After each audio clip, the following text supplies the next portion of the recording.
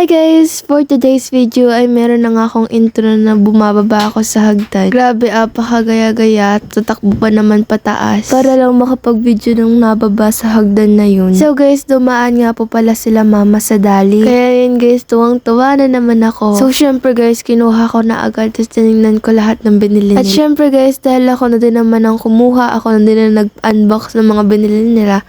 So ako na din yung magpapatas sa ref. Pero guys, mahilig talaga din ako mag-organize basta pagkain. Ngayong araw nga po palang ito ay almusal muna namin ay tinapay. Kasi po hindi na po kami nakapagluto ng ulam. Kasi po anong oras din po ng time na yan at sobrang laki ng consume ng time kapag magluluto pa po kami ng ulam. Kaya po nagtinapay na lang po kami at nagtimpla ng gatas. So guys, share ko lang, sobrang hilig ko po talaga sa tinapay. Lalo na po kapag ang palaman ay peanut butter. Hindi ko po alam pero parang ako po talaga yung pinaka nahihilig sa mga ganyang pagkain. And guys, flex ko lang ang aming Christmas tree na napakaganda. And guys, pangarap po talaga namin magkaroon ng Christmas tree at ngayon po tupad na yung pangarap namin yun. Guys, baka malate na ako so transition na lang to and voila! Nakabihis na ako at nakapag-ayos na ako. So guys, hindi ko na napakita yung pag-aayos ko kasi po baka malate na naman kami. Kaya nagmadali na lang din po ako kaya hindi na din po ako nakapag-video. Super ganda po talaga dito ng view dahil po nasa bundok kami. At sobrang kita po talaga ng dagat.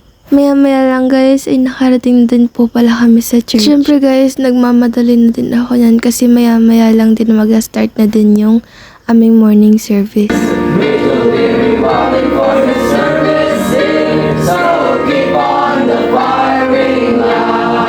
I'm so happy guys today because nandito sila mama at papa, kasama namin sila papuntang church. At complete family po kaming pumuntang church. Kasi po guys, madalas po talaga si papa lang po nakakasama namin sa church.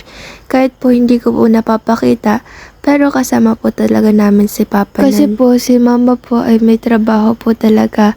So kapag po ang trabaho po niya ay sa pang-umaga, aalis siya ng umaga, tapos ang uwi niya na ay gabi.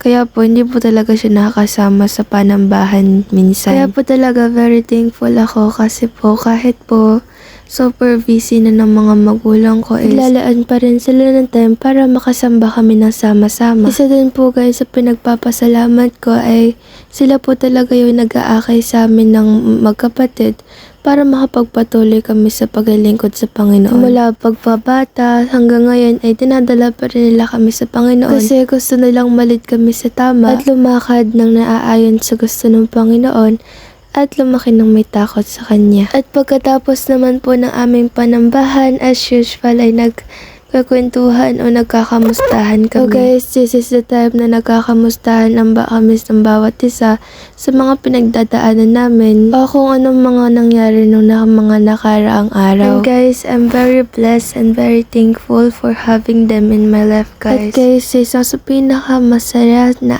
araw sa buhay ko lalong nakatanggap ako at naligtas. Kasi guys, simula nun, unti-unting nagbagong buhay ko. Hindi na ako depressed, lagi na akong masaya. Kahit na guys, meron mga dumadaang pagsubok, pero I know God is with me, so hindi ako natakot na harapin yung mga pagsubok na yan. And that's all guys. Thank you for watching. Bye-bye!